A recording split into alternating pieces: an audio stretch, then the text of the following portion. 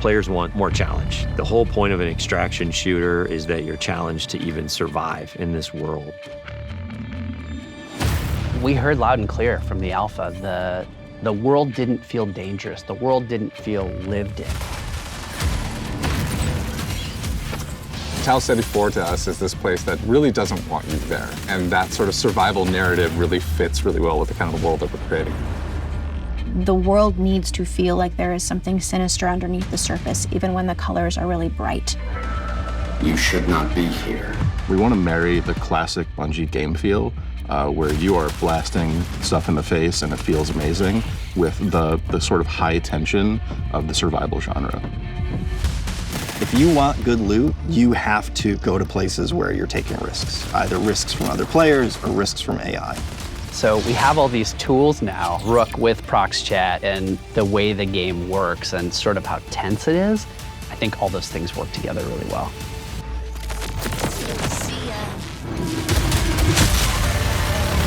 We have another Rook. Come on, stop that. No. Sorry.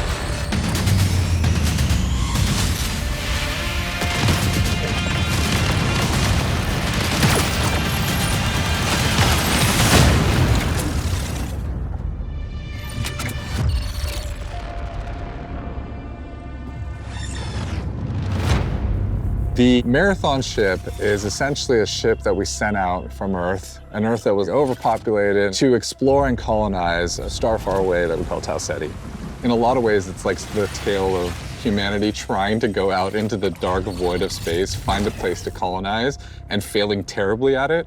Everyone's gone, something catastrophic happened, and it's not just their absence that's important, it's the things that they left behind. The modern race to Ceti all started when a mysterious signal came through the galaxy. The turmoil that sort of ensues gives rise to all these corporations that were invested in this Marathon project, now going, what happened? How do we recoup our investment? And then layered on top of that is the greed and corruption of all of the different factions and corporations and revolutionary groups. In our version of the world, we send people out not just to discover what happened, but also to collect from the things that remain there, and those people are runners. As a runner, you're a biocybernetic mercenary who's traded their human body for a biosynthetic one. You're not an unkillable godslayer. You are a mercenary, a disposable mercenary. You will live, you will die. They are not people. You are the person. You go into that shell and adopt the personality matrix that is specifically designed to help you do the thing that you need to do. And you've been hired by these factions to come to Ceti to scavenge it for anything that might be of value. As a runner, you've left your body behind. You've traveled light years so that you can have access to the ultimate payday. With extraction shooters, it is all about survival. There are other people who want the same things that you want, and it's up to you to best them. But there's quiet periods where you're listening for the anticipation of something. Could there be another crew in the distance? Did I just hear a gunshot? Did I hear AI just alert?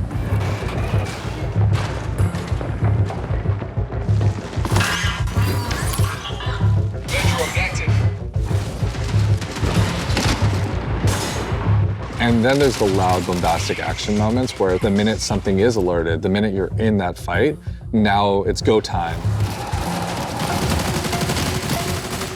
Players particularly pose a lot of danger to you. They can make a lot of decisions that you might find illogical and completely trick you into scenarios. Sometimes the best loot box is another player that you see along the run.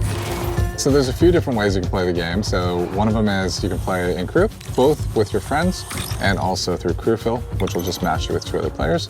You can play solo, and you'll jump into a game with a bunch of other solo players. In solo, I think the stakes are a bit higher, right? You have only yourself to rely on. You still have ProxChat, so you can call out to other solos, but you are playing a tense alliance game where it's really up to them whether or not they decide to honor or respect that alliance you might have created. It's all about figuring out what's your investment, what's your stake, when to get in, when to get out, and when to kill the other guy. Being good at Marathon is like playing poker with guns.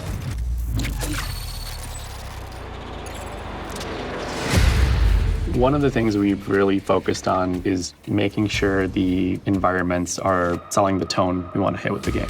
We've brought a little bit of groundedness, a little bit of grit, a little bit of darkness, a little bit of that mood that kind of is necessary for an extraction shooter to feel dangerous. Our biggest goal has always been player immersion. We're trying to keep everything as believable and realistic as possible. So we cranked up all the material responses, feel accurate, feel realistic. You know, you'll get gloss, you'll get crud and mud. And no one of those things is all that sexy, but when you layer in just a little bit more, you know, responsive to light, a little bit more responsive to the player, things will part, water will pool. Layer in all these different things, the world becomes much more alive. It feels like a real place. And then when you're feeling like a real place and you feel in danger, now your run matters.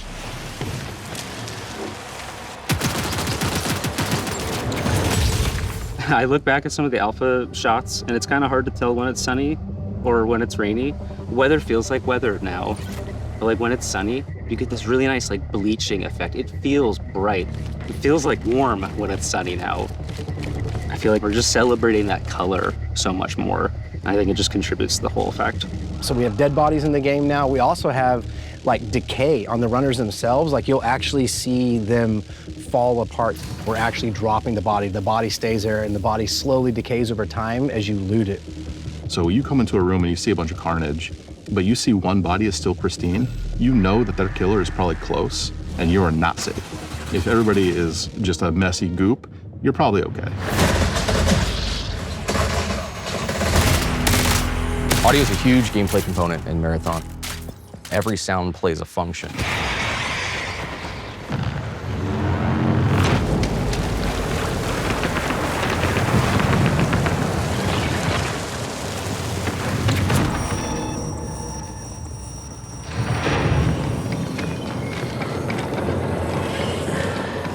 Footsteps tell players everything.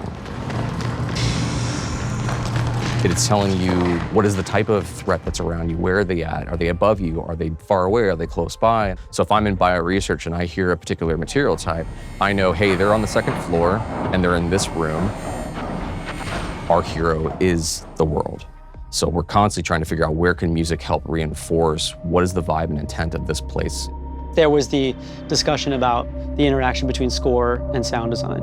And I wanted to create a score that wasn't just like full of instruments you've heard before. The job was, how can I make what I'm seeing, this race to survival, even more nervous and even more terrifying or even more thrilling?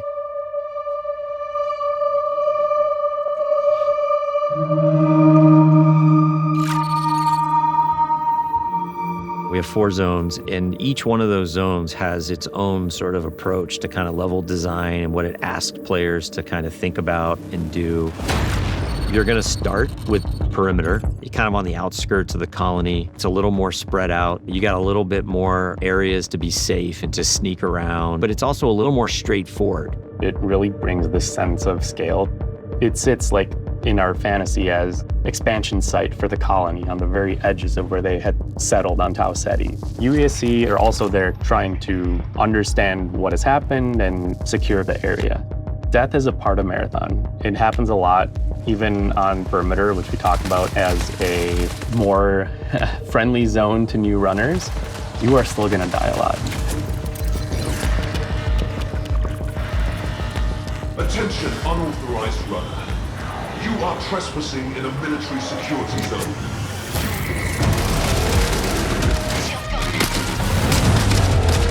It was really important to us that the UESC were not trivial to fight. When you face them on Ceti as a runner, you are the outlaw. You are trespassing.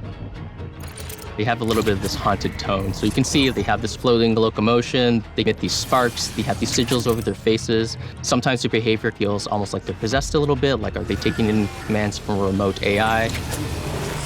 The elite tier is sort of like this dark blue. The mini boss tier is more like a lilac. The boss tier is just gonna be dipped in red. They have these tendrils that latch out and leech onto you and start sucking away at your consciousness.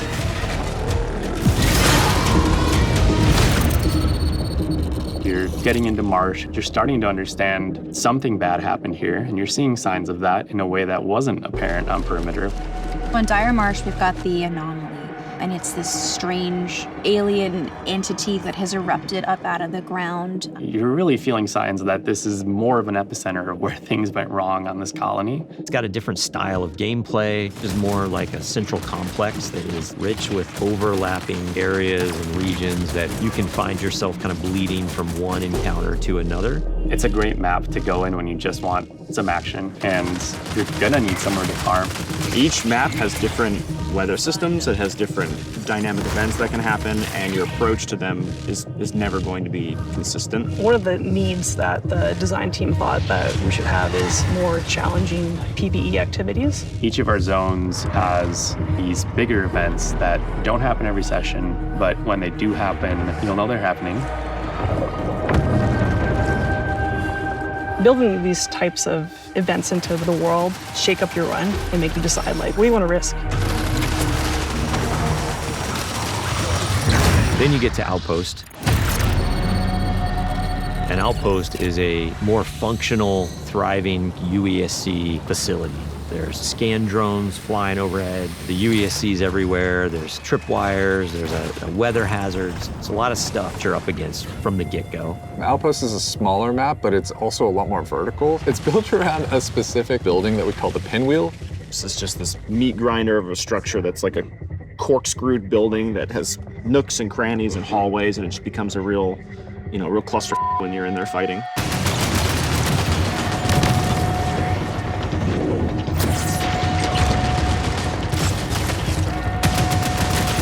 The floor is raised on Outpost and nothing is free.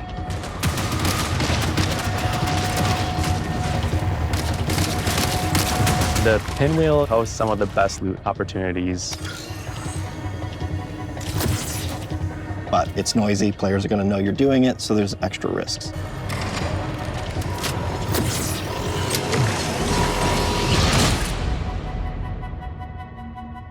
The character you're gonna spend the most time with is the zones.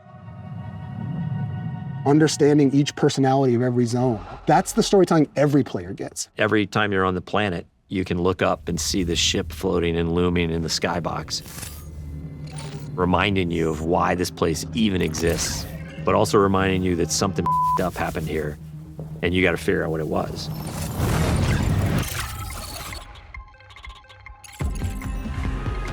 Marathon has a lot of loot in it. It's a huge pie. There's a ton of different implants at every rarity. There's a ton of different runner cores for each runner. There's over 400 weapon mods. It's just an outlandish number of items to collect. There's going to be a really interesting period of discoverability where players sort of figure out, what are the pieces that I have available to me? How do I get them? And how do I put them together into something that's awesome?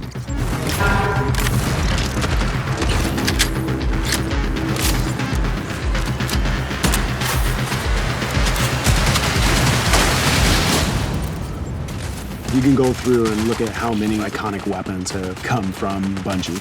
And it's something that we really want to hold up and make sure that we're matching that legacy. Visually, they're all really, really distinct and clearly Marathon, but we wanted animation-wise a majority of them to feel recognizable. So when you put them in your hands, you knew how to use them. Mods will basically allow you to increase certain stats on the guns, that battery SMG. The gold mod, full-blown, turns it into the needlet. The sidearm is a gun that is effective in close quarters, but maybe not too much outside of that.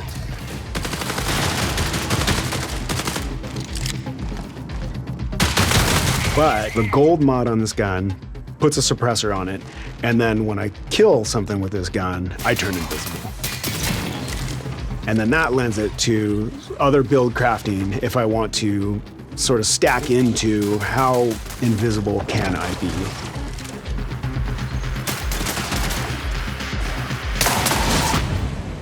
Even some weapon mods can improve stats and your runner shell's capabilities. So there's lots of different ways to raise the floor of your stats so that you're coming into each run strong.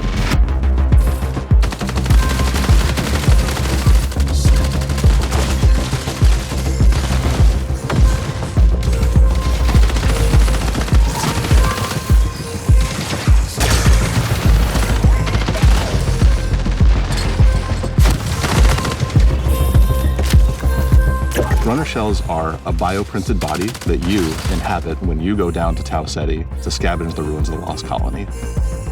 Each of our launch shells is really an archetype of gameplay. So if you want to play like a frontline tank, if you want to play a rat character that wants to sneak around, if you want to find those rats, we have a shell for you.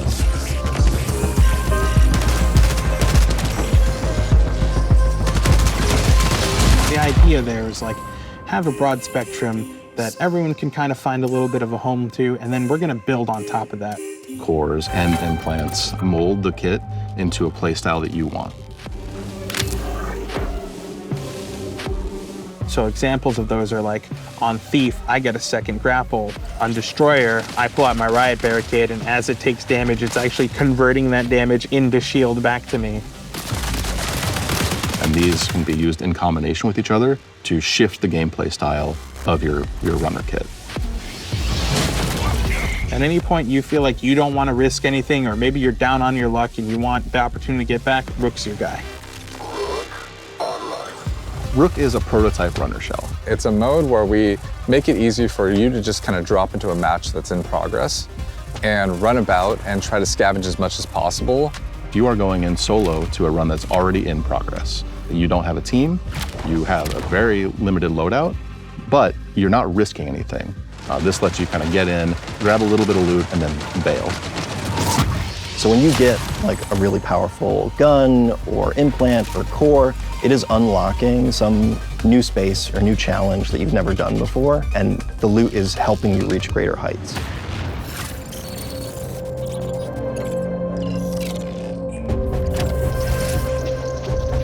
Faction agents are such a big vehicle for tone and narrative for the world. Each faction has their own motivations, their own desires, the things they're going to ask you to do. We've got Traxxas. They're the most powerful corporation in human history. They have very long arms and very deep pockets to kind of get what they want. So they might ask you to go and find specific weapons or mods. Congratulations, runner. Your last performance evaluation was rated on track. If you're a PvP player, one of the factions is called Arachne. They're essentially a death cult. What that translates to is that they're asking you to go and kill other runners. The sacred thermodynamics of violence. MIDA is all about destruction. They are going to give you grenades, they're going to give you claymores, they're going to let you blow the place up. And they are irreverent and dangerous. They might ask you to upload this malware into a UESC dropship, and as it leaves, it explodes and careens off into the distance. We have big plans. Explosive, visionary. Each of our factions has an upgrade tree that you unlock progressively as you gain reputation with them. And along the way, you're going to unlock these capstones that are these special upgrades. When you unlock that final capstone, you're gaining access to the best stuff in the market. You're getting gold items. In addition, these faction upgrades can increase your runner's base stats, and those base stat upgrades are permanent for the rest of the season.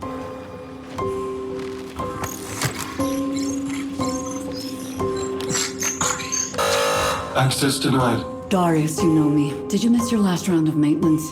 Don't search. Don't dig. Don't question. Darius? Access denied. Hey, Access it's denied. okay. It's just me. You're not alone. The Codex is a suite of achievements, collectibles, audio logs, things that you're finding in Run that we're going to track for you over time. The more you find these items, the more story you're unlocking about them and what their role is in the world, why they're here, who cared about them, why they're as valuable as they are. I'm repeating myself with these entries, but any fears inherent in the scope of this endeavor seem unfounded. Within the Codex, there's a whole bunch of stuff that you can unlock. Runner skins, weapon charms, stickers, emblems, backgrounds for your profile, and titles. So it's everything from your first steps on the world of Tau Ceti 4, all the way through to becoming a Vidmaster and taking on the most extreme challenges.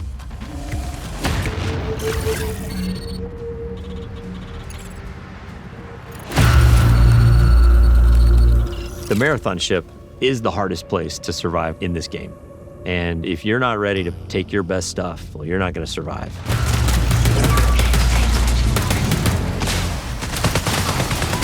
It's like a heist for a runner. Cryo Archive is big in and of itself, but it's also cold. It's also hostile. It's gonna test every aspect of the survival game. Probably gonna be forced to run to players in ways you haven't been on other maps. You're gonna run into basically every type of environmental threat you have faced before. You're gonna fight a who's who of the highest tier UESC units, and the UESC are there in this presence you haven't seen before.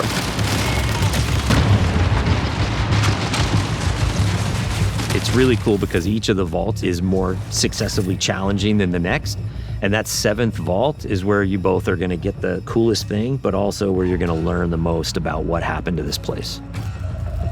At some point in your journey in Cryo Archive, you might start wondering if the UESC are there to keep you out or if they're actually there to keep something else in.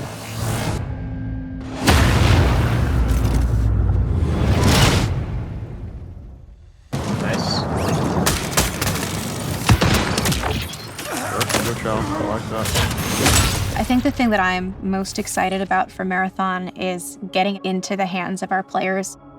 The biggest thing I want people to take away from Marathon is that it still feels amazing. It still feels like it has that spark. It takes all the aspects that I think Bungie is really good at. First-person feel and gunplay, the super deep, crazy sci-fi lore, and it mixes up all those things together in a really amazing PvP package. Really comes down to every single discipline that's working on the game. The animation has to be good, the sound has to be good, everything has to be working in harmony. That's when the controller fades away, the screen fades away, you're just immersed in the world. That is what we're trying to live up to with Marathon. It is a mad dash. I'm not going to front about that. It's a mad dash to the finish, but that's when you got to put in the elbow grease and the extra sweat and blood it takes to get this done. Dude, what is this? What is it? Let's go. 5 people in the extract.